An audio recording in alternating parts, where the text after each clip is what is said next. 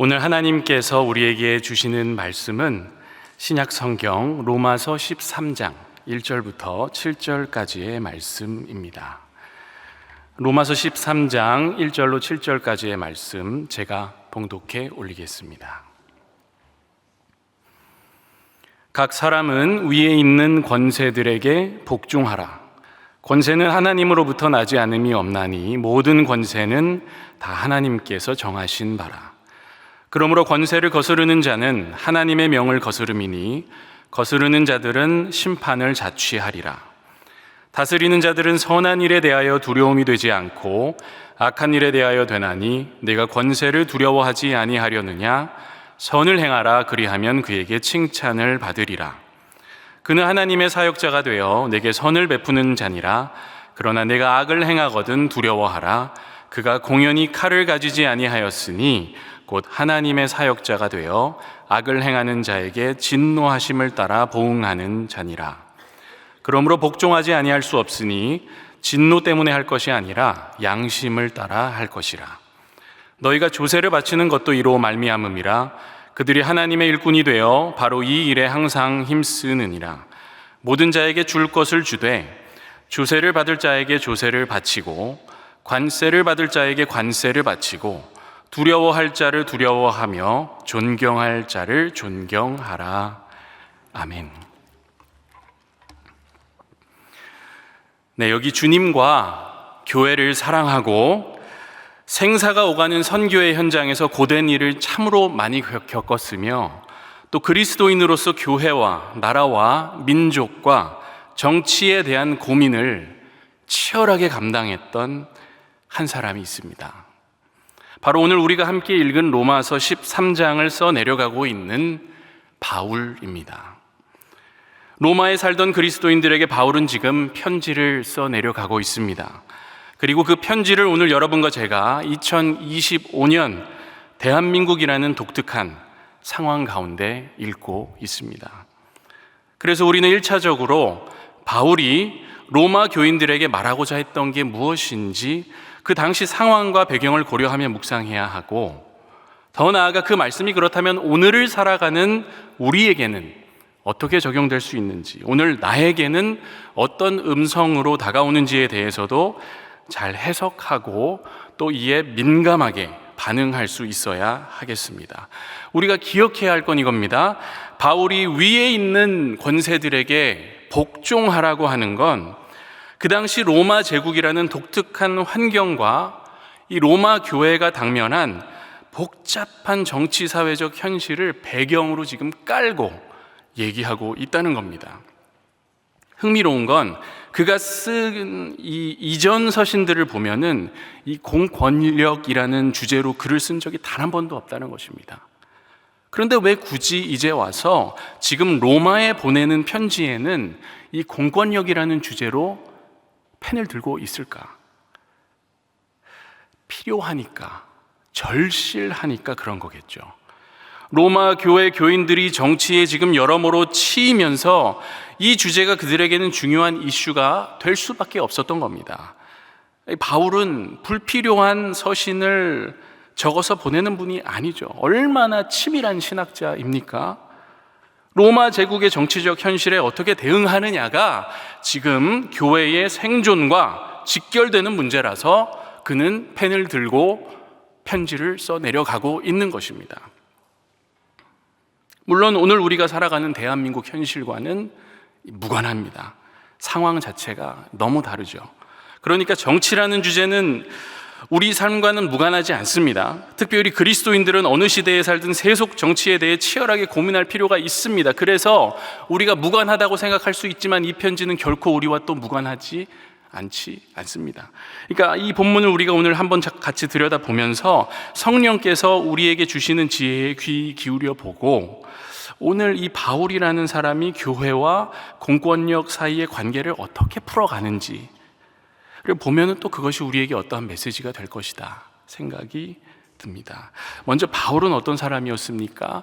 유대인이면서 그리스도인이면서 로마 시민권자였습니다. 그러니까 로마에 살면서 신앙생활 한다는 게 도대체 어떤 건지 알고자 한다면 이 바울만큼 잘 아는 사람도 없었을 겁니다. 근데 그런 바울이 오늘 본문을 보면 이 공권력에 순응하는 것 같이 보입니다. 위에 있는 권세들에게 복종하라는 말로 시작해서 세금 잘 내라는 말로 끝나잖아요. 복음을 전할 때는 목숨 걸고 하더니만 세속 권력 앞에서는 힘도 못 쓰는 건가 하는 생각을 하게 됩니다. 근데 우리가 쉽게 간과할 수 있는 사실은 그 당시 로마 제국 안에서 기독교는 조금만 발을 잘못 디디면 낭떠러지로 추락해서 뼈도 못 추릴 수 있는 상황이었습니다. 그러니까 바울은 지금 야성이 없는 게 아니라 생존 전략을 얘기하고 있는 겁니다.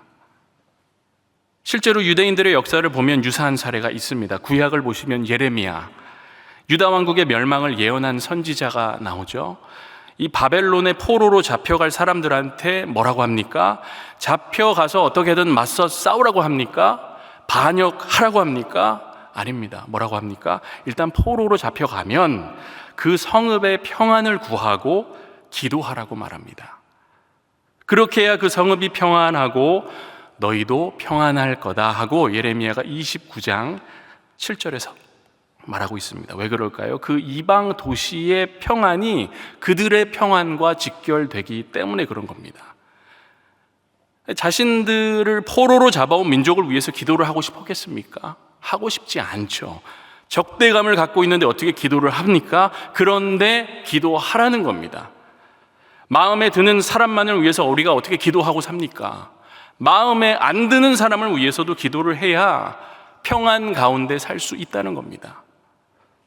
또 여러 예들 중 하나로 잠언 24장 21절을 보면 이런 말씀이 나옵니다. 내 아들아, 여호와와 왕을 경외하고 반역자와 더불어 사귀지 말라. 성경 곳곳에서는 보면요, 이 공권력에 대한 의식, 일상적인 사회생활을 수월하게 해내기 위해서 요청되는 외교적 지혜가 요구되는 부분들이 있다는 거죠. 자, 그럼 바울은요? 바울은 왜 지금 이런 뉘앙스를 끌고 와서 로마에 있는 그리스도인들에게 지금 적용하고 있는 것일까요? 왜 그럴까요? 이 로마의 독특한 상황 때문에 그렇습니다. 이 로마에서의 기독교는 지금 생성기입니다. 초기 단계라는 겁니다. 그래서 기독교는 신흥 세력입니다. 근데 로마 교회가 자라가는 과정에서 세상의 권력과 그리스도인들의 이 교권이 어떤 식으로든 접촉하지 않겠습니까? 근데 이런 시기에 아무도 이 부분에 대해서 조언해 주지 않는다면 교회는 결국 마찰을 일으키다가 뿔뿔이 흩어지거나 아니면 무리하게 저항하다가 공격의 대상이 되어서 말살될 수 있기 때문에 바울은 지금 교회를 사랑하는 입장에서 가만히 있을 수는 없는 겁니다. 좀 더 상황을 보면은 그 당시 로마에 사는 그리스도인들은 예수님이 얼마 전에 승천하셨기 때문에, 그리고 가시면서 다시 올 거다라고 약속을 주셨기 때문에 금방 오실 거라고 생각하는 사람들이 상당히 많았습니다. 약속을 하셨으니까 기다리고 있는 거예요. 근데 이거를 오늘 내일 하면서 다른 거 안 하면서 그저 손 놓고 기다렸던 사람들, 곧 종말론적인 열광주의자들이 있었던 거죠. 이런 부류의 사람들은 반국가적인 노선을 타면서 도리어 교회의 생존을 위협할 수도 있었습니다. 그러니까 누구보다 열광적으로 신앙생활을 하고 잘 믿는 것 같은데 이 모습이 도리어 교회의 위협이 되는 거죠. 예수께서 곧 다시 오시는데 세상 권력 따위가 어디 이래라 저래라 하냐는 거예요. 지금 나는 하늘 시민권을 가진 사람인데 내가 왜 로마 시민권 따위를 신경 쓰고 그거에 맞게 행동해야 하냐는 자세를 가진 사람들이 있었던 겁니다. 또 이때는 어느 때입니까? 클라우디오스 황제 때 있었던 유대인 추방령 이후의 시기입니다. 그러니까 로마 교회는 이미 한 차례 매를 두들겨 맞은 상황이에요. 그리고 바울이 이걸 모를 리가 없습니다. 왜요? 브리스길라와 아굴라 같은 동역자들이 이걸 체험했기 때문에. 그래서 바울과 가까웠던 동역자들이 잘 설명을 해줬겠죠, 바울에게. 근데 또 이게 전부가 아닙니다. 로마서가 쓰일 당시 황제였던 네로가 다스리던 이 시기에는 세금 정책이 너무나 독했기 때문에 시민들이 살 수가 없었습니다. 그리고 공권력은 이런 반감을 가진 민심의 동향에 또 정말 민감하게 반응을 하는 거예요. 그러니까 한쪽에서는 세금을 내라고 난리하고 있고, 한쪽에서는 왜 그렇게 많이 뜯어가냐고 난리를 치고 있는 상황입니다. 정리하면 사실 우리나라 상황과 크게 다르지 않죠. 또 여러 팽팽한 텐션 가운데 교회와 이 바울이라는 신학자가 공존하고 있는 겁니다. 이런 상황에서 바울은 지금 골치가 너무 아픕니다. 잘한다 잘해 교회를 격려하기만 하면 시대적 흐름 자체를 제대로 읽지 못하고 어쩌면 주님의 이 몸된 교회가 송두리째 사라질 수도 있는 위기가 바울의 눈엔 선합니다. 가이드라인을 줘야 되는 거예요. 그래도 주님이 다시 오실 때 주님을 맞이할 교회와 성도가 남아있기는 해야 되니까 얘기를 해줘야 되는 겁니다. 복음을 전할 사명을 가진 사람들이 지금도 몇 없는데 이 사람들이 다 사라지면 안 되는 거잖아요. 교회들이 이제 막 시작되고 있는데 다 짓밟히면 안 되지 않습니까? 그래서 균형을 선택하는 겁니다. 하늘의 시민권은 지상의 시민권을 결코 무시할 수 없다. 그리스도인의 자유와 소망은 무정부 상태로 귀결되지 않는다. 구원받은 그리스도인은 교회뿐만 아니라 이 세상에서 감당해야 할 책무가 있다. 다시 말하면 바울은 장기적인 안목을 갖고 교회의 생존을 고려하면서 정치적 현실주의를 받아들이는 것입니다. 이 로마 교회의 상황에서는 그게 최선이라고 생각했던 거죠. 마가복음 12장에서 가이사의 것은 가이사에게, 하나님의 것은 하나님께 바치라고 말씀하신 이 예수님의 가르침과도 동일선상에 있다고 볼 수 있습니다. 한 학자는 이에 대해 이렇게 말합니다. 예수와 바울은 모두 국가와 공권력의 존재 자체를 부인하기보다 그 현실적 위상을 인정하고 지배와 권력을 넘어서는 차원에서 섬김과 순종을 통한 권위와 권세라는 신학적 대안을 모색한 것이다. 이거를 좀 쉬운 말로 하면 믿는 자들의 권위는 지배와 권력에서 오는 게 아니라 섬김과 순종에서 온다는 겁니다. 진짜 힘 있는 사람들은 힘을 갖고 누르는 게 아니라 힘을 갖고 도리어 섬긴다는 거죠. 우리 주님이 딱 그 얘기를 하셨잖아요. 인자가 온 것은 섬김을 받으려 함이 아니라 도리어 섬기려 하고 자기 목숨을 많은 사람의 대속물로 주려 함이니라. 그러니까 우리가 예수를 깊이 생각하면 우리의 이해도 그만큼 깊어지는 겁니다. 주님은 세상 권력이 마음에 안 들어서 부딪히고 싸우다가 십자가에 달려 죽으신 분이 아니십니다. 과격하게 반정부주의자로 폭력을 행사하고 민심을 선동하다가 붙잡혀 가신 게 아니라는 겁니다. 예수의 방법은 지배와 권력이 아니라 오히려 그 반대죠. 세상의 방법과 다릅니다. 그러니까 그런 묵상을 하게 되는 겁니다. 주님은 하나님의 뜻과 말씀에 전적으로 순종하다가 또 소외된 자들과 아픈 자들과 구원이 필요한 자들을 섬기다가 결국에는 십자가에 달려 죽으셨구나. 그리고 무엇보다 우리가 아직 죄인 되었을 때에 그런 우리를 구원하시기 위해 자신의 생명까지도 아끼지 않고 내주신 분이시구나. 여러분, 바울이 당연히 예수님이 부르신 사도기 때문에 같은 궤도 안에 있는 사람입니다. 그리고 그 역시 복음을 위해 일평생 헌신하다가 결국 로마에서 목이 잘려서 순교한다고 나오죠. 이렇게 전해지고 있습니다. 그러니까 그런 바울이 로마 교인들에게 지금 편지를 보내는 겁니다. 고민을 안 한 사람이 아니라고요. 이렇게 막 부르짖는 것 같아요. 바울이 여러분이 처한 상황이 마음에 들지 않고 견디기 힘든 현실일지라도 그걸 순종과 섬김과 사랑이라는 하나님의 질서 속에서 소화하시면 좋겠습니다. 하나님은 하나님 나라를 이루어 가시기 위해 로마 제국도 도구로 이용하실 수 있고 공권력을 가진 자들을 통해 얼마든지 하나님의 섭리 가운데 세상을 운영하신다는 것을 여러분 기억하세요 라고 얘기하는 거 아닐까요? 근데 여러분, 우리가 이게 여기까지는 이제 머리로는 이해가 됩니다. 근데 우리 마음이 불편한 건 어쩔 수가 없어요. 그런 힘을 가진 사람들이 만약에 무자비하고 부패한 자들이면 어떻게 하냐는 겁니다. 비록 내가 그리스도인이라고 할지라도 그럴 때는 대항해야 하는 거 아닌가? 맞서 싸워야 하는 것 아닌가? 이것에 대해서 바울은 이 서신에서 직접적인 대안을 주지는 않고 있습니다. 하지만 이미 우리가 읽은 본문에 그의 방향성이 어느 정도 언급돼 있어요. 본문 1절을 보시면 그렇고, 또 참고로 전도서 5장 8절을 보시면 유사한 내용이 나옵니다. 제가 먼저 전도서 오늘 본문 1절을 세 번역으로 읽어드리면 이런 내용이었죠. 어느 지방에서든지 가난한 사람을 억압하고 법과 정의를 짓밟아도, 이게 전도서 5장 8절입니다. 너는 그것을 보고 놀라지 말아라. 높은 사람 위에 더 높은 이가 있어서 그 높은 사람을 감독하고 그들 위에는 더 높은 이들이 있어서 그들을 감독한다. 자, 그럼 바울은 뭐라고 합니까? 오늘 1절, 사람은 누구나 위에 있는 권세에 복종해야 합니다. 모든 권세는 하나님께로부터 온 것이며 이미 있는 권세들도 하나님께서 세워주신 것입니다. 이게 우리가 단순히 무력으로 해결될 일이 아니라는 겁니다. 분노를 표출을 하는 걸로 문제가 사라지지 않는다는 겁니다. 권력의 남용과 악용을 경험할 수 있습니다.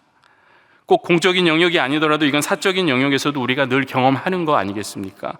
특정 정치 활동이 그리스도인과 교회를 억압하는 거 우리 경험합니다. 내가 활동하고 있는 개인적인 영역에서 그런 힘이 작용하는 거, 그것 역시 우리 다 경험할 수 있다는 겁니다. 근데 중요한 거는 놀라지 말라는 거예요. 그게 세상이라는 거죠. 그게 우리가 살고 있는 현실이라는 거죠. 그리고 더더욱 중요한 거, 바로 그 힘들 위에 더욱더 위대한 힘이 언제나 두 눈을 크게 뜨고 바라보며 필요에 따라서는 그 힘이 손을 대신다는 것, 이것을 잊지 말라는 거예요. 끝까지 패역한 길을 걷는 통치자들이 있습니까? 선으로 악을 이기고자 하나님의 방법대로 상대해도 변하지 않는 윗사람이 있습니까? 하나님의 의로운 손길이 그들을 기다리고 있다는 겁니다. 그래도 이제 이렇게 얘기하세요. 목사님, 그래도 저희가 가만히 있을 수는 없고 뭔가 해야 되지 않겠습니까? 하나님이 뭐 알아서 하니까 지금 가만히 있으라는 겁니까? 이렇게 이제 말씀을 드리고 싶습니다. 생각해 보면은 우리는 항상 누군가를 다스리는 입장에 있으면서 동시에 누군가로부터 다스림을 받는 입장에도 있는 그런 존재들인 것 같습니다. 항상 그렇습니다. 공적인 영역, 사적인 영역, 모든 영역에서 대부분 그런 삶을 우리는 삽니다. 가정을 생각해 보십시오. 내가 세상에 태어났다는 건 부모가 있다는 얘기 아닙니까? 우리가 태어나고 성장하면서 그분들의 손에 다스림을 받습니다. 근데 또 내가 자라서 어른이 되고 배우자를 만나게 되면, 또 가정을 이루게 되면 자녀를 갖게 될 수 있겠죠. 그러면 또 내가 내 자녀들의 보호자, 양육자, 책임자, 곧 다스리는 입장이 되는 겁니다. 학교 똑같습니다. 내가 새내기일 때 있죠. 근데 새내기들에게 밥 사주는 선배가 되는 날이 온다는 겁니다. 회사 다릅니까? 인턴 생활하거나 막내 사원으로 근무하는 시기가 있겠죠. 처음 사회생활을 하면 누구나 다 풋풋한 모습입니다. 근데 시간이 흐르면서 나의 위치가 바뀝니다. 예전에는 내 밑에 아무도 없었다면 나중에는 내가 누군가를 가르치고 있는 포지션에 가 있을 수도 있는 겁니다. 예전에는 누군가의 노하우를 내가 전수받았다면 이후에는 내 노하우를 누군가에게 전수할 수도 있는 거잖아요. 자, 그렇다면 여러분, 우리가 할 수 있는 게 없는 게 아니죠. 있죠. 지금 나의 위치와 상황에서 하나님의 최종 권세를 인정하면서 나에게 주어진 몫을 성실하게 감당해 주시는 겁니다. 적어도 내가 책임을 맡은 영역에서는 그곳이 무너져 내리지 않도록 목숨을 걸어야 합니다.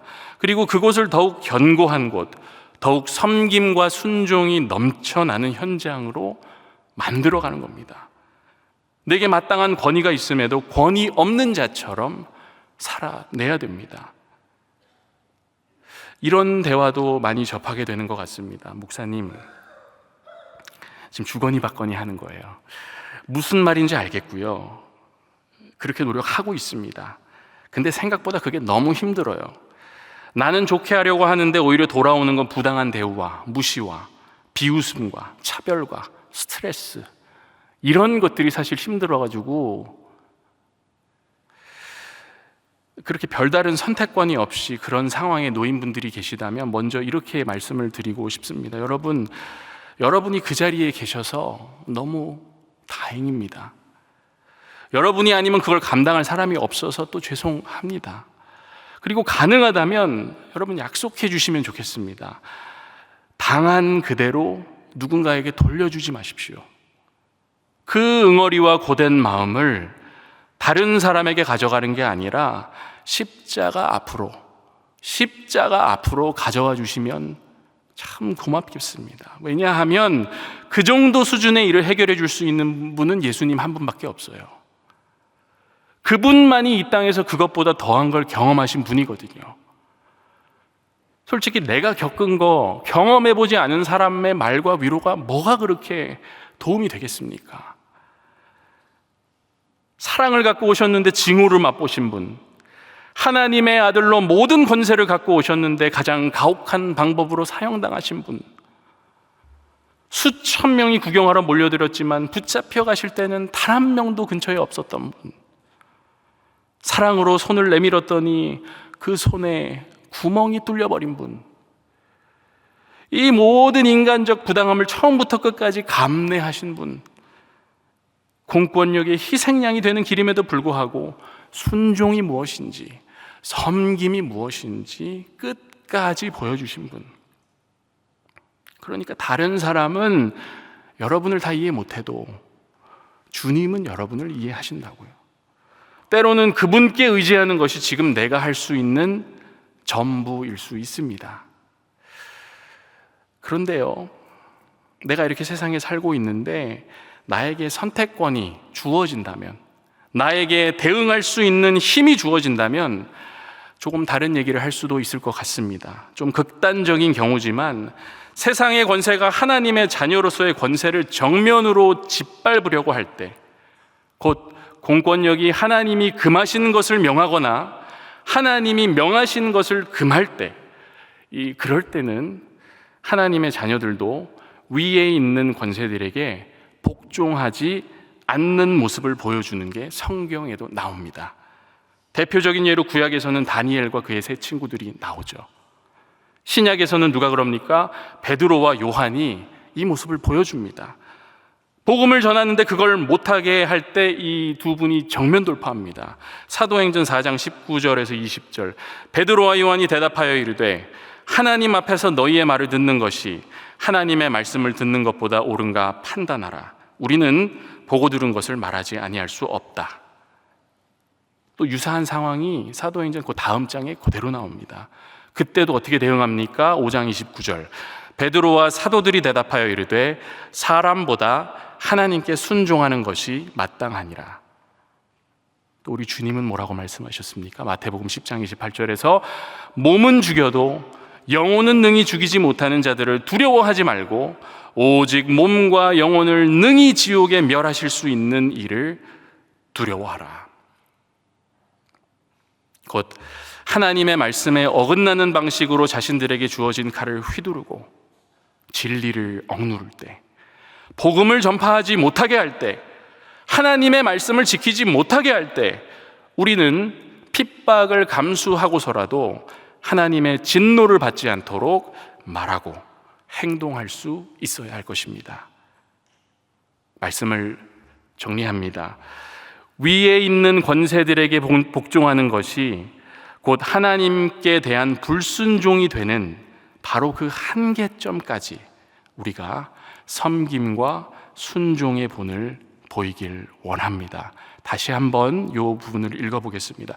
위에 있는 권세들에게 복종하는 것이 곧 하나님께 대한 불순종이 되는 바로 그 한계점까지 우리가 섬김과 순종의 본을 보이길 원합니다.